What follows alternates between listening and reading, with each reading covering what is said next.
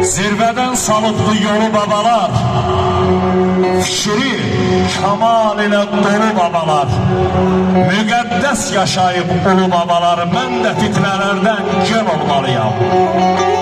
Kədər toy gətirməz, düyün gətirməz, sükunat dünyaya bir gün gətirməz, ağlamaq heç kəsə ağ gün gətirməz. Necə ki həyat var, şən olmalıyam. Hər birinizə şən günlər, xoş günlər, balalarınıza toylum satı günlər arz edirəm.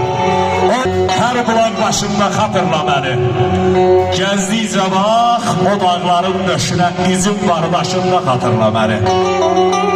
Dolanar həftələr, ay görüşmərik, keçər güllü bahar, yay görüşmərik.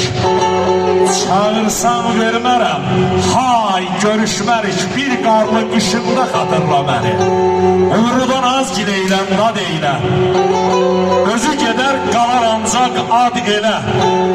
Demirəm hər zaman, hərdən yad eylə, gözlərin yaşında xatırla məni, hər bulaq başında xatırla məni. Hər birinizə xatirə dolu günlər arz edirəm. Eşq olsun sizlərə, öpürəm hər birinizi. Cismimi yandırıb külə döndərən, könlümə bir yanıq kərəmi düşüb. Əhməd çal ginən, ha qardaş bir tufan eylə, sevəni sevenlə mehriban eylə. Aya bu sınıq könlümə bir məlhəm eylə, könlümə bir yanıq kərəmi düşüb. O bir vafa baş götürüb gedəndir, cismim uçub məndə qalan bədəndir. Özüm də bilmirəm bu gün nədəndir, özüm də bilmirəm bu gün nədəndir.